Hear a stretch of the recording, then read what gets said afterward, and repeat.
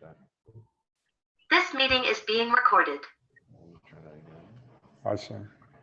Interesting. I'm probably not the only one doing this.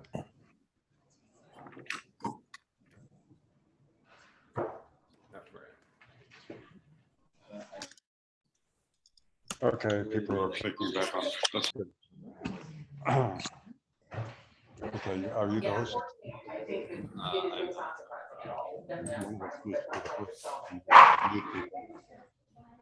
Jasmine's in here, so we'll do that. Done it. Oh, I did it. Anyway, people are checking. We're good.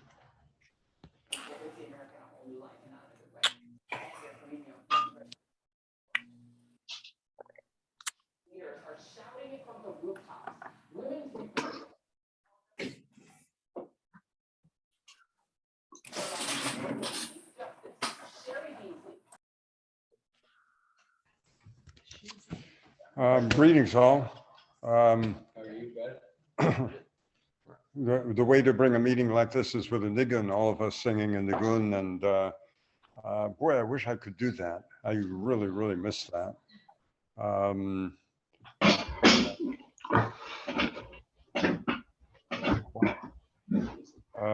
The limitations of this device, we're still figuring it out. And Yeah, we're good. yeah, we're good. Yeah, I'm the host. It's perfect. You're the host, everything Great. is good. Excellent, Everything's excellent. It's so good to be doing this. Last week was extraordinary. The week before that was extraordinary. And we'll see what happens this week.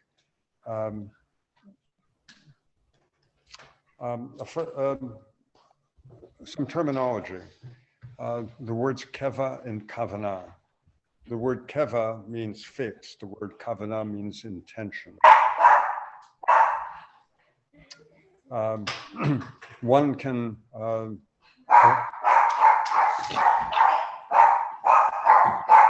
can blame this on Miami time. Makes everybody feel better. One can pray according to a fixed schedule, that's Keva, or one can pray when one feels like that would be Kavannah. There's advantages to each, because even if one doesn't feel the Kavannah to pray, but is praying according to Keva, it may be that in the course of davening Keva, davening according to a fixed schedule, the Kavannah develops and it's there. And whereas if you're waiting for the Kavannah, it might never come. One is over against the other, but they work very well together. The other terms to know would be halakha and agadah. Halakha means Jewish law. That's it. Agadah is everything else. That's the best definition I've ever heard of it. Agadah is fables, philosophy, psychology, history, everything except Jewish law. It would be Jewish lore. And if one through the Talmud, there'll be arguments of halakha. There's no arguments of Agadah. Agadah is tales, lore, and the psychology of the Jewish people is carried in its stories. Hold on.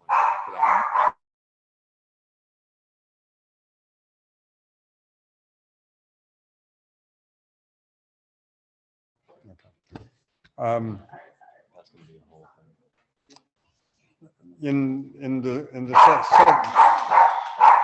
Sorry, This is called hybrid learning. Exactly, hybrid learning. What's going on? We've got half a dozen people, basar v'dam, and flesh and blood, and one dog. It's the dog that you'll mostly hear. In the previous two sessions, I've given us a choice to work either with Tales of the Hasidim. This is Buber's book, 2 volumes and 1 binding. Extraordinary what he did. Or Sefer Agadah, which is translated as the Book of Legends. The translation is by William Browdy. The compilers are Chaim Nachman Bialik and Yeshua Hana Ravnitsky. two great literary geniuses of the 20th century. They went through all the Midrash, all the Talmud, or pretty much all of it, and combed out the Aggadot and put them together according to categories and published them in Hebrew. And then William Brady, a Reform rabbi in a congregation in Providence, Rhode Island, whom I was privileged to know in my student years, translated it. This was his last work of translation. He's known as a translator of Midrash. So we're going to be selecting a story from Sefer Agadah. Before we get quite to that, let me share, we'll develop an intention. I assume all of you have had dessert. If you haven't had a dessert, imagine a dessert. But by all means, set an intention for this learning. Again, much like a yoga class or any spiritual class, one does it with a particular intention. Not always the same intention, whatever intention comes for you this day. Now you can imagine the intention, and you can write the intention. You can write the intention, even though we have paper and crayons and pencils here that Charlie has assembled for us. You can write the intention in the air. I don't know if you've ever done air writing, but I often use it to intensify my davening when it comes to a part, especially the V'ahavta, and it's 3 paragraphs. V'haya im shamoa tishmu el mitzvotai tishmu. You can tell if I'm writing in Hebrew which way I'm going. Yeah. But to think of your intention and then write your intention. Now, the advantage of this is I'm going to look at a lot of silly people writing in the air. So go ahead, please. Write your intention in the air. Go ahead, risk it. Write it.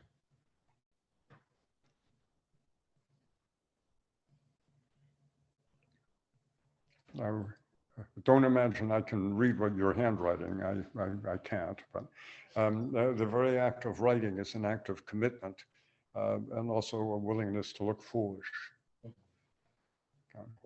Okay.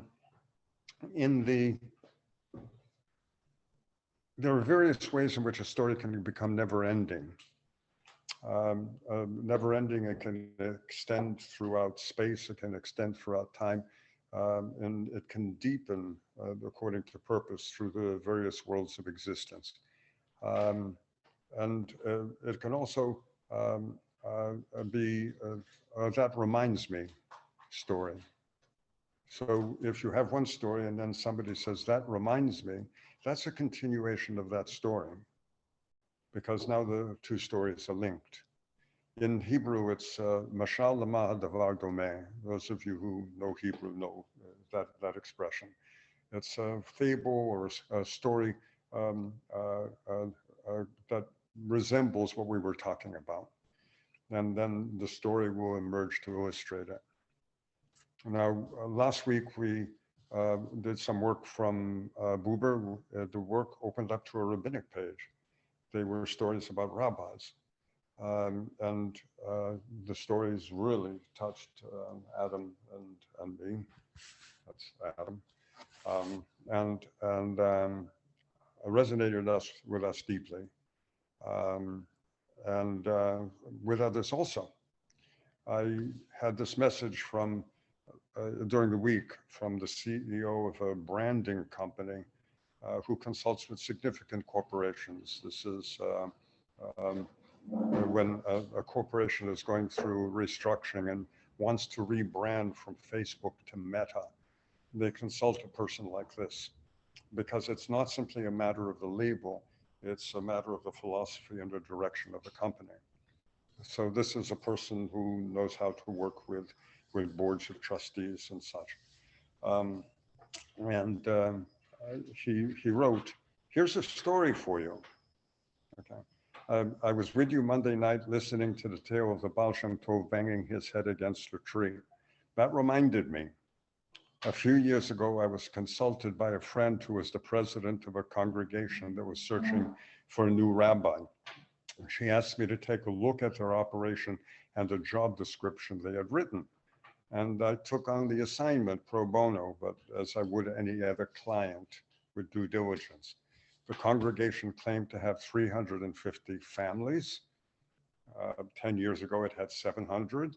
It had 45 kids in the religious school. It used to have 250. It did 10 bar mitzvahs a year. It used to be 40. It was having trouble maintaining a minyan. Their job description specified a rabbi who could deliver powerful sermons, who had the maturity to counsel families through difficult times, but who was young enough to attract young families. It was the same job description that they had used for the previous rabbi and the rabbi before that. When I charted their demographics, I found a major hole in their customer base. It seemed that families left the congregation after bar mitzvah, and many didn't return until they needed senior services. I suggested searching for a rabbi who could challenge young and middle-aged adults during the most creative periods of their lives and bring that creativity into the synagogue. They listened to me, but they couldn't imagine what such a rabbi would be like or what that rabbi would do. So they submitted the same job description as before. They now claim to have 200 families, but I'm not sure that's the real number. I wasn't surprised at all. Now, here's a question. Just like last week when I also had a story. Is that real story or is it, remember, I'm a fiction writer. This is what I do for a living. I write fiction. Is it a real story or not? And if it were a real story, would it have more power than just a story? A story is an entity.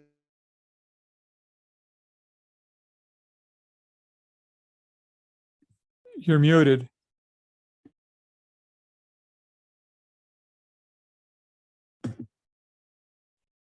It doesn't look like Mitch is muted, but I can't hear him either. Yeah, Mitch, you're not coming through at all. We can't Okay. hear you, Mitch. Again, please. No, they can't hear you. I'm muting everybody as they're popping up, telling us that they can't hear you. Can you hear me? Yes.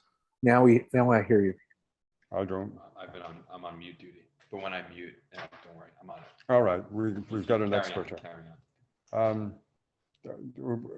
So, what's real and what isn't? I don't know the answer to that. I do know that we have a physical phone here, but this phone exists through all four worlds of existence. It has its emotional impact.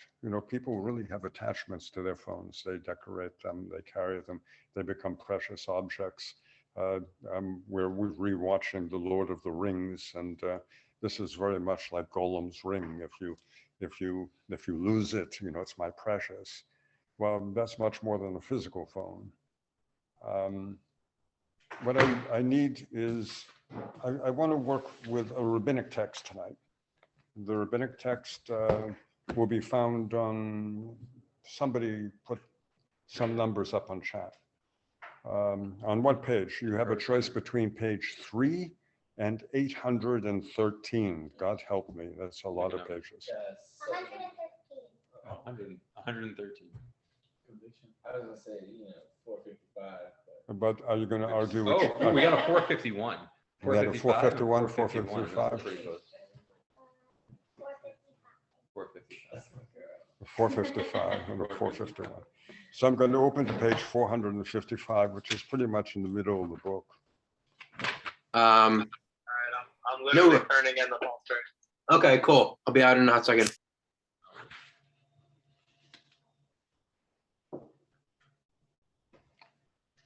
This is the title of the section is called "The Precepts of the Torah."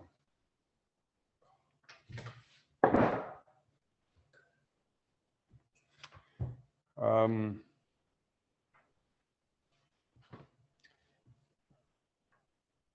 I go to paragraph 499, and it's quoting from the verse Genesis chapter 17, verse 1, where the Holy One says, "Walk before me and be thou perfect."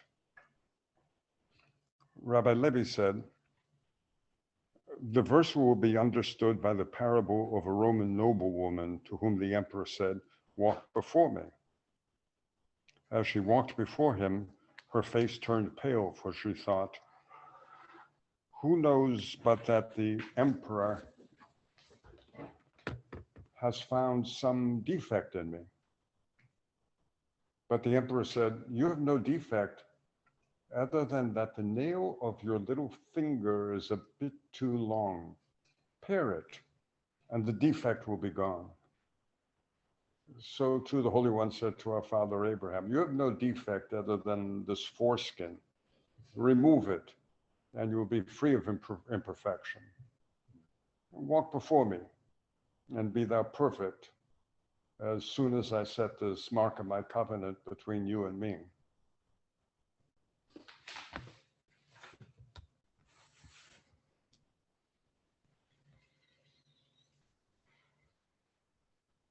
Now, if I had the ability, I would pair you off into chavrusa, partners, and we would have the text on the screen and we would read it again.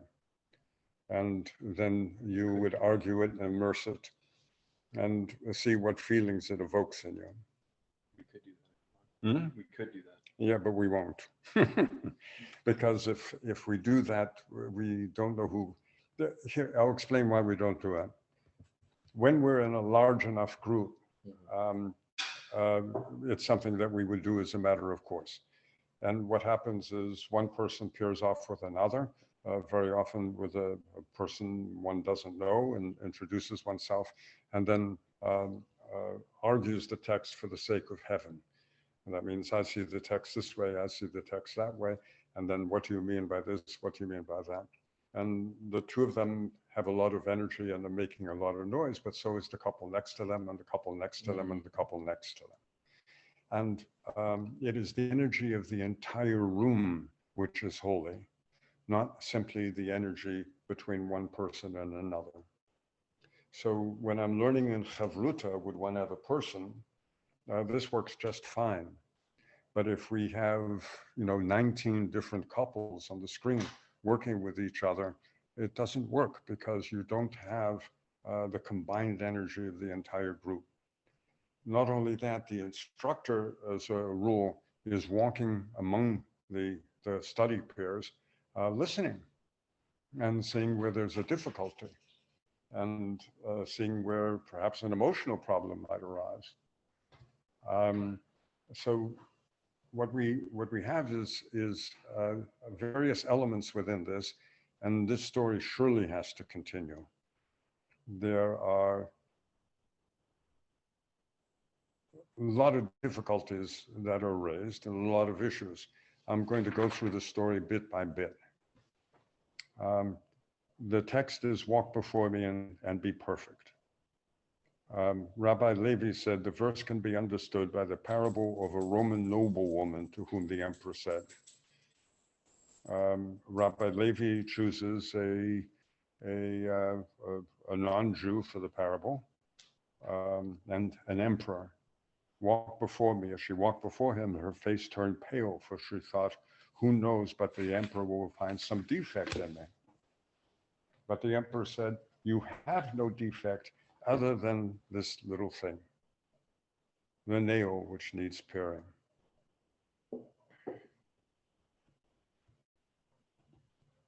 That brings back a strong memory for me. Pare it and it will be gone. And then Rabbi Levi compares that to Abraham needing circumcision in order to become perfect.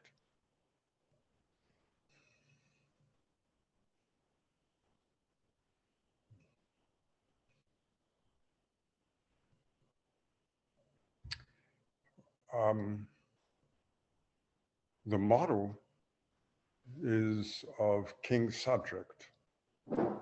So this is about as old paradigm as one can get.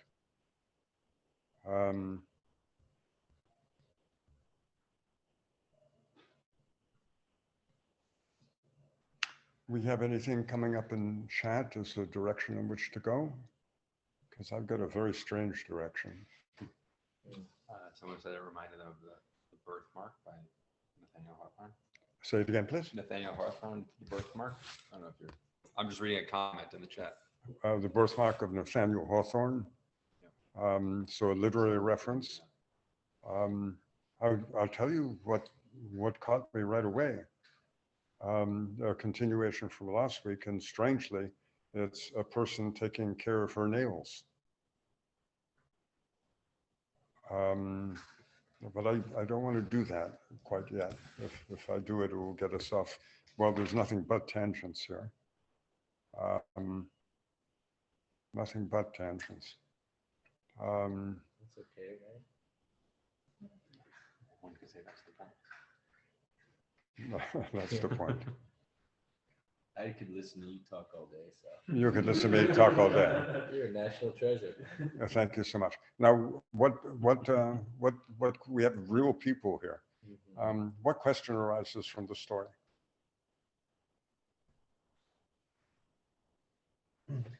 Would you like to go first, Adam? Yeah, well, actually, I would ask. Well, they can see me here. I'm here. Oh, good. You're there. I'm up. Okay. But can they hear you? Yeah, Okay. I'm sure they can. Can you hear me? Sure. You can hear me. Yeah, maybe. Sure. Okay, cool. I was going to ask you to say more about why you think that's old paradigm of king, just because the parallel is that of because of the parallel. Well, the old paradigm is serving the Holy One, the Creator, as if the Creator were a king and you were a subject, and fulfilling the Creator's will, and bringing gifts to the Creator as a form of religious service. The rabbinic paradigm actually is different. The rabbinic paradigm is serving the Holy One as if the Holy One was Avinu b'Shamayim, our Father who art in heaven, and you serve the Holy One with words of praise and petition. The new paradigm is the one that we explored last week, even though we didn't mention it straightforward, and that is the paradigm of the Holy One as partner, and that we are partners with the Holy One in the process of creation. So the Baal Shem Tov has a difficulty when he is giving that sermon, and the sermon is he is up there lecturing down, and that isn't the partnership model. He lowers himself from up above to be at the same level of the people he's instructing. I mentioned this to Adam, and I were learning earlier that Dov-Bir, the Maggid of Mezrich, who was the Baal Shem Tov's primary disciple, had a whole table of students. He wasn't on top lecturing to the students. He had a table of students. That means each of them was approaching the subject at the same level. And the greatness of Dov-Bir was he sent off a dozen disciples from him, each in a completely different direction according to his own predilection, and each of them established their own schools. Whereas if it were hierarchical like the Catholic Church, everything would be lockstep. Everything would be lockstep. So this is old paradigm. And what does it say about her, what she's feeling, the woman who walks in front of the, can you just read that line again? I don't know. I don't have the text in front of me either. I'm with all of you. Yeah, maybe if I could read the text like that. It's part of it is to hear from that land. it's her face turned pale, for she thought, who knows but that the emperor will find some defect in me. That's a crazy thing to project onto how we perceive God, to envision us. That the Holy One would see us with a defect. And that we would be concerned about being seen as defective by God. All right. Here's how this story deep. That plays out in our day to day with people we interact with, maybe. Wait, speak up so people on the audience can hear. Doesn't that concept play out sort of day to day to a degree? You know, our relationship with God and how we'd like to be seen versus how we see ourselves, maybe, and like the defect in which we project, or I guess like the us desiring to be seen in different ways as a result of what we think we're being seen as by God. You know? Let's see. I hear you, but in that isn't. It could be that if you choose to relate to the Holy One as judgmental. Yeah. Okay. The king would be judgmental of the student, of the person, the subject, and indeed the woman might be fearful lest he sees a defect and says, "Off with your head." I don't want somebody walking before me with a defect. Or it could be seen as like circumcision was discussed, right? No. So like, Oh, there's so much. Yeah, wait, you just said, I just want to highlight the chat for a second. Yes. So someone, Daniel said also that, they can see me, we're good. Okay. Also the parable is about a female issue and the rabbi compares it to a male issue. Somebody else also echoed that. Say it again. About gender, right? That it's a female issue and then It's the a- rabbis compare it to a male issue. this is But wait, but I just Abraham, want to Isaac, say, firstborn, you know. Go ahead. well, so I want to say is that there's so much here, right? But that part of what Brit Milah is recognizing the veil, right? So this is the Arizal, Torah from the Arizal talks about how Brit Milah is like the physical expression of the idea that we live in a, right? That we're only seeing a sliver of existence itself, right? That everything is veiled and concealed. And that's so much of what Torah is teaching us, is to see past that and to listen to, explore those four worlds and recognize that existence is far more complicated than the facade of the external. Or the Torah itself is a garment concealing Torah. It's like all of the depth of what really all of Kabbalah and Zohar, all of this stuff is pointing at. And Brit Milah is the physical expression of like recognize, it's the marcation of it is all a veil. It is all something that is concealing something within. So it's interesting to note the idea, totally it's gendered, right? It's a switch, it's a female issue and the rabbi compares it to a male issue. Like there is definitely that dichotomy. But part of what Brit Milah is like, even that is just a facade. Like even the genders and the way we experience, right? We live in the ways in which we experience the world, which is inherently limited.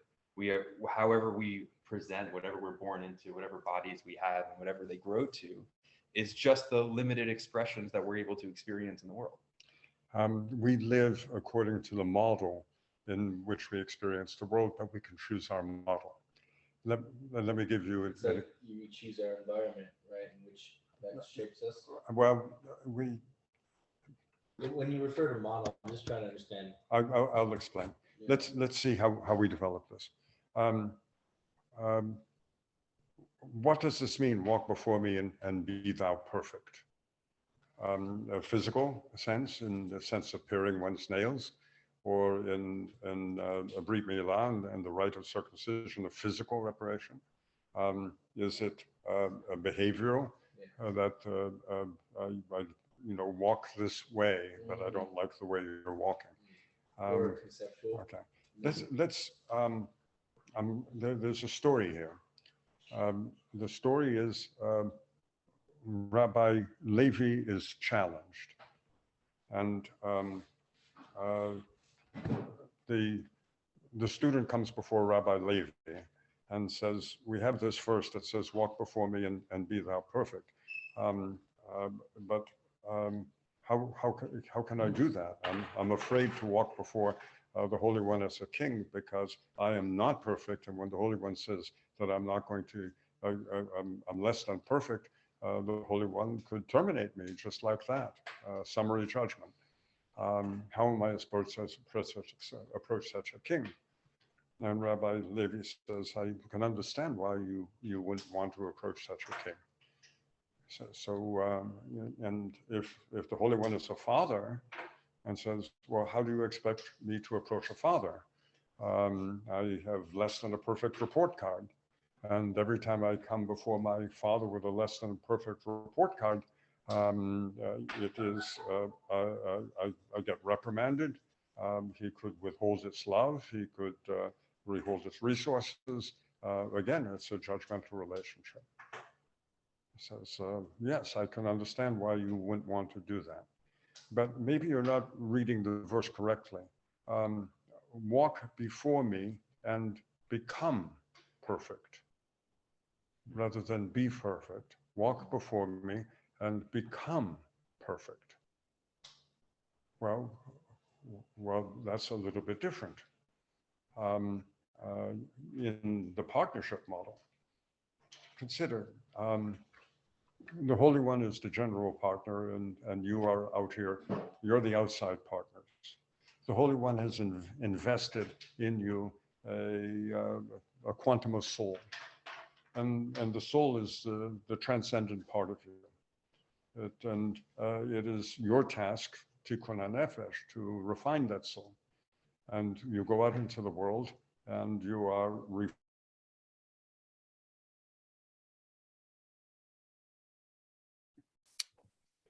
Lost lo- your audio. We've lost your sound again. No audio.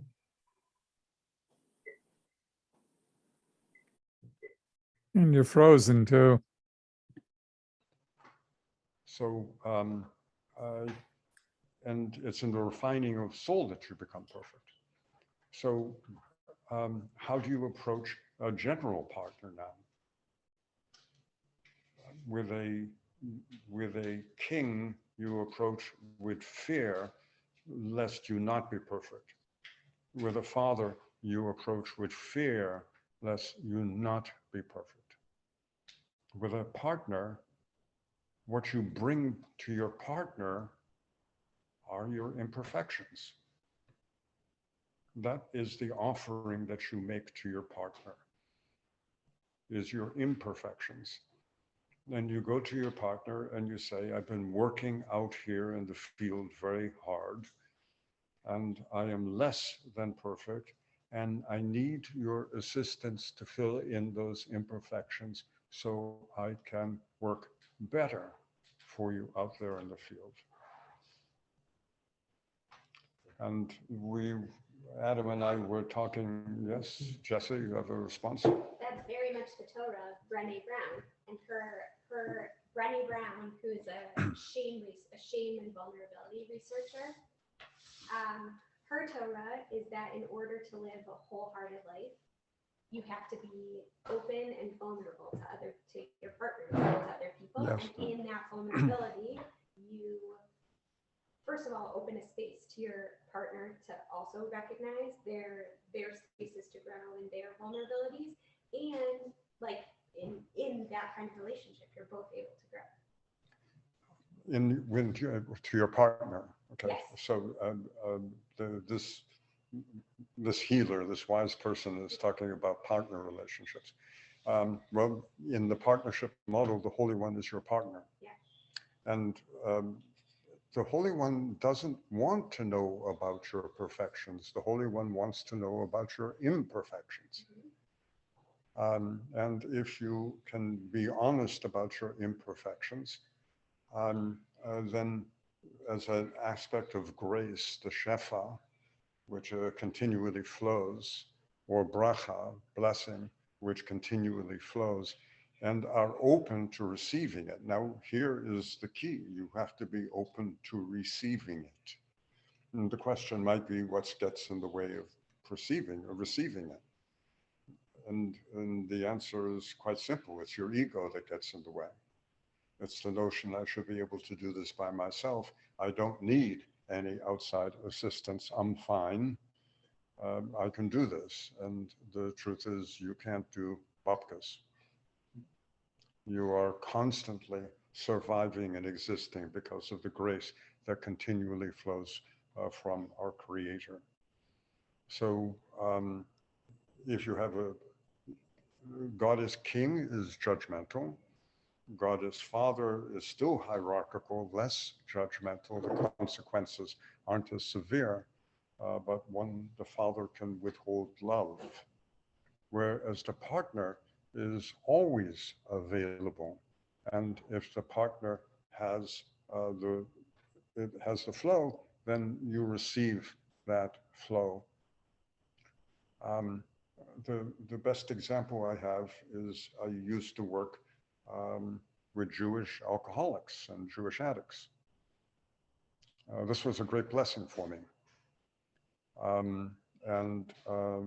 There was a treatment center on the second floor of South Miami Hospital for addicts and alcoholics in recovery. And the essence of it was the 12-step program. And it was a series of steps to get to the point where one was willing to admit one could not do this by oneself and became an open receiver to the grace that might flow in, this agency outside of oneself that would fill in those cracks where one was an addict or where one was an alcoholic and allow one to function. The difficulty is that, you know, the stopper goes back in periodically, so one has to keep doing meetings. Or if you like, in the Jewish sense, the stopper keeps going back in, so one has to daven Shachrit Mincha Marav. How many meetings do you do in the course of 40 days? How many davenings do you do in the course of 40 days? So that a davening is an act of removing the stopper before your partner and bringing to your partner the defects as an offering. Now, if Rabbi Levi were our shaman, if Rabbi Levi were the guru on the hill, they're always on a hill, and you have to climb up the hill, you know, to talk to the guru. And it says, how do I walk before the Holy One? Well, the way in which you walk before the Holy One is to understand you are always walking in the presence of the divine. There is no place that the divine isn't. And it is only because of the grace of the divine that you can walk. And the more one is cognizant of that, the more one is open to the relationship and more willing to acknowledge defects. Now, you want to add to that? No, I was just going to say that is Brit Milah.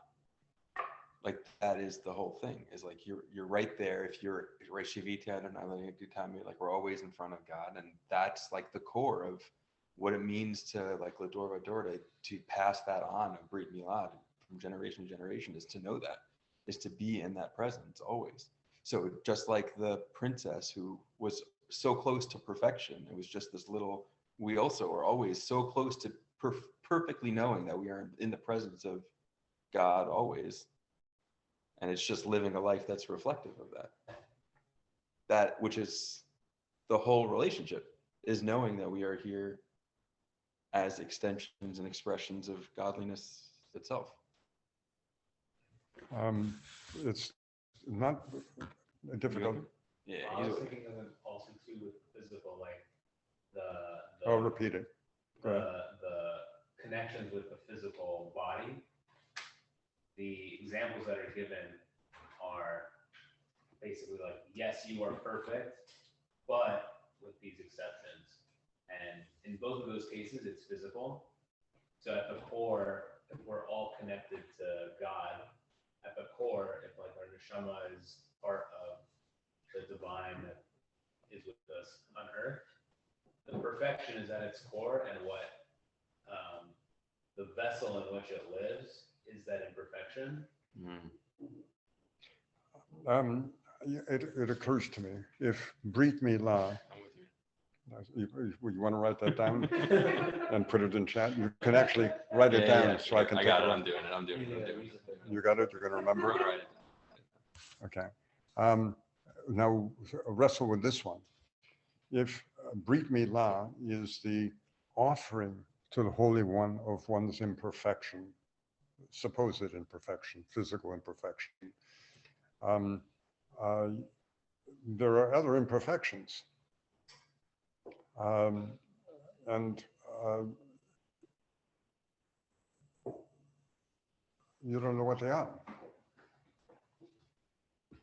How do you articulate what it is that you need for assistance when you aren't able to articulate what your defects are? So this Rabbi Levi has a lot of explaining to do. So let's create a story. There was a spiritual seeker. There's always a spiritual seeker. And the spiritual seeker goes from guru to guru, shaman to shaman. And finally comes to Rabbi Levi and says, I've been going from one person to another with this verse from Torah, trying to figure out how it's to be understood. And it says, walk before me and be thou perfect. And it says, but when I go before Melech HaOlam, I'm terrified. I'm fearful of approach. How am I supposed to walk before someone who has such power over life and death? And Rabbi Levi says, I wouldn't do that. I wouldn't do that. But it's your choice to have that model or not. Perhaps go explore the world and choose another model. So he goes and says, well, perhaps I shouldn't be walking before the Holy One as if the Holy One were a king, but the Holy One is a loving Father. So on the other hand, if I approach the Holy One as a loving Father and I have a defect, that Father might withhold love. And I'm hesitant to do that. I'm hesitant to do that. And he says, comes back to Rabbi Levi, and he says, and Rabbi Levi says, I need to know something about you. What do you do for a living? He says, for a living, for parnasa, for livelihood, I'm a salesman. And he says, well, what do you sell? I sell widgets, like every other salesman. That's every business model. The salesman sells widgets. And he says, are you a good salesman? He says, I'm a good salesman. And he says, I go out there and I have a relationship with the partner, with the customer. And the customer asks something and I do what I can. And says, what if the customer asks for something you don't have? And he says, it's not in the catalog. What do you do? He says, well, what I do is I get on the phone and I call back to the general partner. And I explain to the general partner, we have this sale that could be made if we had blue and green widgets, but they're not in the catalog. And the general partner says, well, we can send you blue and green widgets. Thank you for asking. And so I satisfy that order. And says, well, what happens when you call back to the general partner and says that they can't supply it because in order to supply it, they have to shut down the entire factory and retool. And he says, well, I can't close that order. And I express my apologies and I say that I am sorry that that order is beyond my capacity to fill.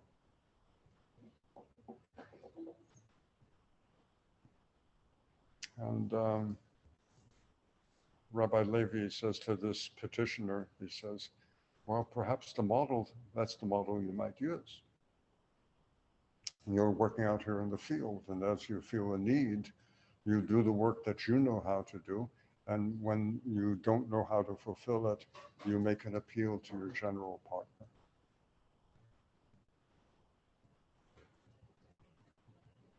Ultimately, there'll be an order that you would like filled that can't be filled. But wherever an order can be filled, it's obviously in the interest of the general partner to fulfill it. Well, this story is developing, isn't it?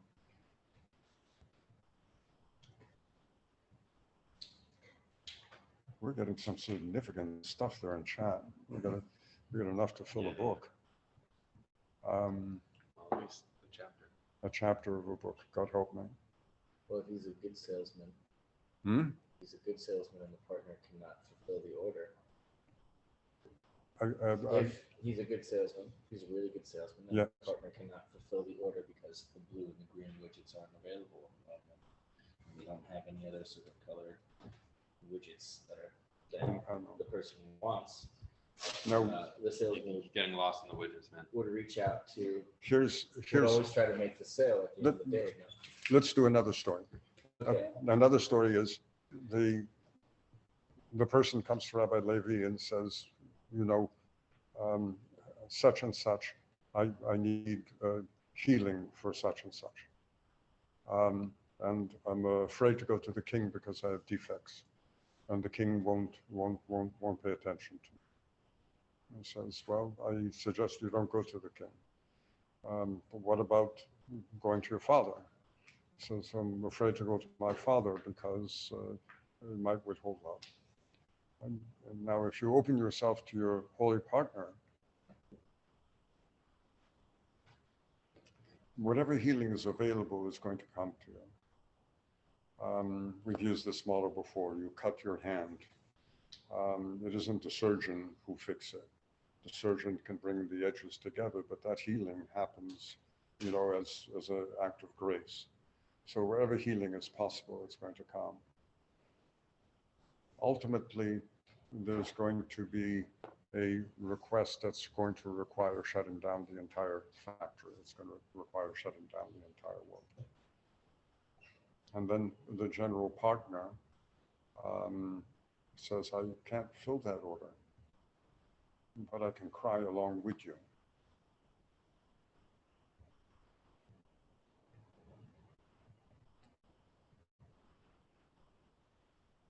That's a whole story. So the crying is part of the fulfillment. Well, it's a recognition of the partnership. Sometimes we just need recognition from God. There are periods in which we open ourselves without. Consider what happens on Yom Kippur. We go through the entire alphabet of defects. In case I did a sin that an ha-devar, a transgression that begins with Aleph, with Beit, with Gimel, with Dalet, you get up to X, it's only xenophobia. There isn't any other one, and you get through the entire alphabet. But you don't know that that's where you need assistance. And what you do in the process of teshuvah is surrender completely. In other words, you're completely open. And whatever grace is available flows in. And then you go back out into the world restored in active partnership, doing your business from day to day, whatever your business might be. There are so many stories that can spring from this. This is a whole book of stories, which is kind of terrifying. You want to write that book? I can add it to my list of things to do. I'll add it to my list of things to get to. You want to co-write it? Sure. I'd love to go write a book. Okay. What happens out of these sessions is books develop. We did 22 sessions on the Hebrew alphabet, and the Kabbalist alphabet came out of this. And then we just did 18 sessions on Beyond Prayer, and this came out of it. And I can see that if we decide to continue this, there will be another book that will come out of it. And I would love to have a co-author do it with me. So that would be a real challenge. Won't it? You do it in your spare time. You got it. I'm on. He's on. He's willing. That's a huge amount of material that we just did. What do you have up there in chat? Oh, there's so many things. Where to start? here's a Jane Austen quote. Perhaps it is our imperfections that make us so perfect for one another.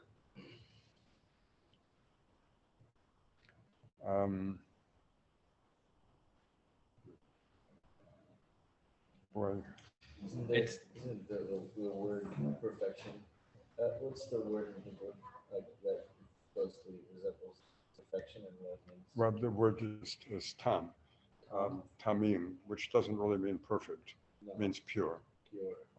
The word for perfect would be mushlam. Mushlam? Yeah, from shalom. And that's very rarely used. Exactly. Very So, rarely used in the spiritual The literature. reason I'm kind of focusing on this word is because I think it doesn't really exist. I'm sorry?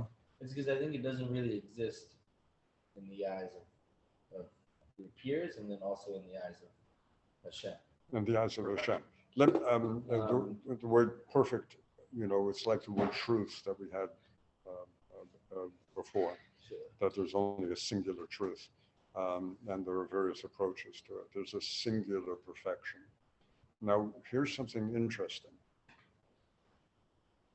The word mushlam is rarely ever associated with the Holy One. Mm. The Holy One is omnipotent, omnipresent, knowing. Not perfect. Not perfect. He's not perfect.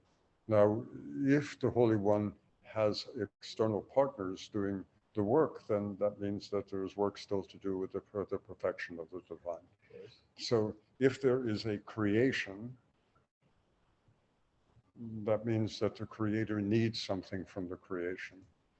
You're sitting at the table. The maker of the table needed some place to put the books on. Yes. Okay. You have a creation of space and time. The creator of the universe is not within space and time, no more than the creator of the table is within the table. What benefit is a creator beyond space and time deriving from a universe of space and time? And the answer is refinement of soul. So all the soul that you refine accrues to the benefit of the creator. We say on that day the Lord shall be one and his name shall be one, that the Yud-K and the Vav-K will be reunited by all the ritual commandments that we perform. And on that day, the Lord will be perfect. And the creation will be done with. The Holy One is already there. Now that is really profound. The Holy One is beyond space and time.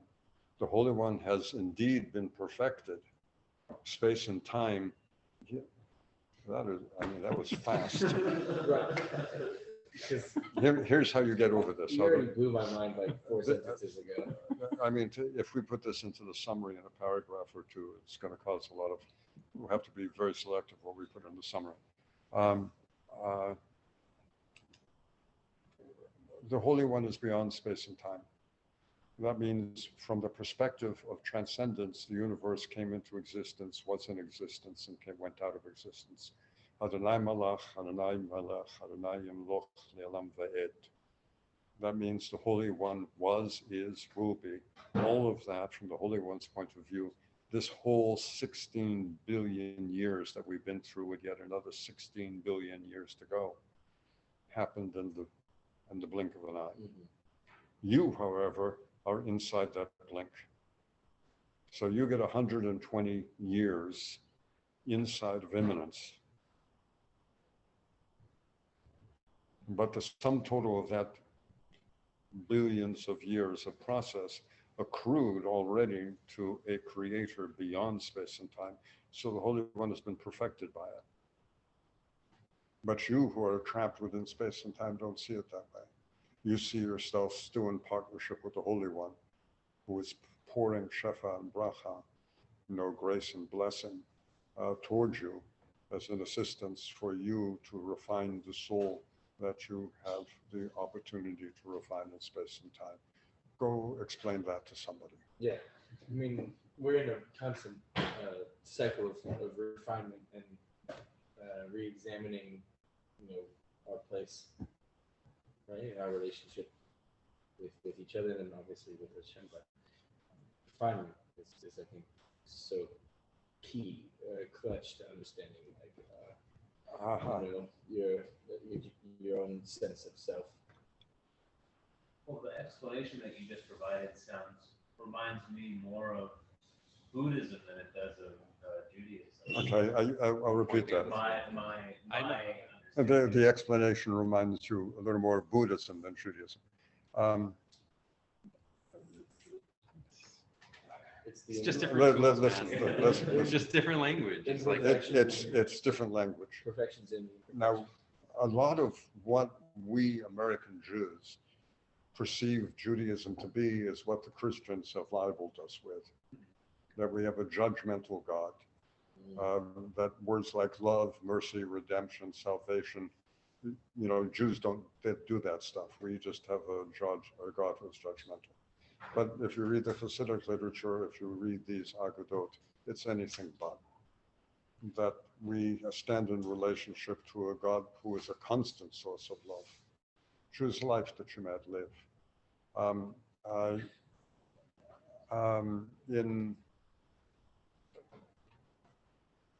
There is an ashram in the Bahamas that on Christmas, over the Christmas period, has a interfaith symposium. And Wally and I have been privileged to attend 3 times, and we've been invited back for a 4th. So this Christmas, we'll go back. I'll send you the link in case you guys want to attend. And at the ashram, there will definitely be swamis, but some swamis from India. There will be Sufi, most likely, maybe a Hare Krishna. There will be a Sikh. There will be a Jew. If I'm there, I'm the Jew. And Tibetan Buddhist, almost always. And it's not an egalitarian situation. It's a hierarchical situation, and that the teachers, and I would be a teacher, will sit or above in a special chair even, speaking down to 100 or 200, close to 200 people, mostly Jewish, by the way, who have come to the ashram for spiritual enlightenment. But the great advantage for me is that I get to interact with Tibetan Buddhists and with swamis who are really stunning in their intellect and spiritual development. And it's a matter of vocabulary, just as Adam said. We're all going to the same place. We're all moving in the same direction. Once one gets to the summit of the mountain, the only thing that separates us is vocabulary. As we learn each other's vocabulary, then we can converse with each other at the speed of light. It's like CompuServe corresponding with AOL.com. It's like there's Back a to the delay. old days. nobody here understood what you just said. Nobody understood. There was a time when the different, never mind. Or dogma. In other words, if you think you have the only approach, you can't see any other. Those people aren't at the ashram. One, they don't get invited, and if invited, they don't go. So we are with spiritual adepts from other traditions, and we bring back wisdom from other traditions. If you look in here, there's a section on mandalas, Tibetan mandalas, corresponding to the spherotic tree and the Merkava journey through 7 temples. And it seems like the most natural thing in the world for that to be there. You have to get through, a dozen chapters before you're ready for that. But you realize that one is this and the other is that, and the goal to each of them is the same. We've reached the end of our hour. This book is, if your minion needs deepening, this book is intended to deepen minions. That's what it's for. It isn't a scholarly book. It's a process book. 18 sessions to enhance rabbinic prayer or replace it. So for renewal, people who are intent on replacing rabbinic prayer, first you need to know it. And this book lays down the foundations of that. The Kabbalist alphabet is real insight into the graphic form of the 22 letters, which were designed to contain mystical information, with lots of references back to Joseph Caro and the Lorianic time. And we haven't written the book yet. It's coming. It's Stay tuned, coming everybody. on these sessions. Hang in there, it's coming. So we have one more session of this experiment in hybrid learning. For those of you who want to come in person, there's going to be a barbecue. When? 5:30 next week. It's July 4th. Barbecue's at 5:30. July 4th? Yeah, July 4th, 5:30, a barbecue. Or we'll say doors open at 5:30 for people. Doors open at 5:30. He is. Yeah, barbecue next week. If you got your email, you should have the link to just let me know that you're coming and if there's any dietary restrictions. If I'm not playing a gig, I'm happy to set up some stuff and play a little bit. Oh, we'll talk offline. Well, a prize-winning barbecue chef. What is being barbecued is a very good question. I have yet to decide. Yeah. Okay. Oh, It's Friday? No. It's next Monday, the 4th. It's time for us to unmute everybody so we can say hello and goodbye to each other. Where is the barbecue? It's in my home, like right It's near right Beth here. David. Yeah, and then we'll have the barbecue at 5:30, and it'll lead us into our final session for right now, and then I'm assuming like there will be interest, and we'll probably regroup in September, and we'll pick this up again. And we'll figure out That's whether, not is it the hybrid is, we have to decide if the hybrid learning is worth it or distracting or what it's like for Zoom people. So if you have any input feedback would be great. out there in Zoom world, you can reach me by email. Don't hesitate. Lots of parking is a good question. It's in a residential area, so there is parking. There's parking around. Mitchell. Yeah. Good question. Is there anything else that you wanted to add? No, that's it. No, that's it for the I'm session. assuming you visited Spot before. Yes. Yeah. And I'm wondering what your Have I visited Svat is the question. recently, yeah, Not recently. no. but your time when you did visit, maybe your first or second time, I imagine you've gone there. I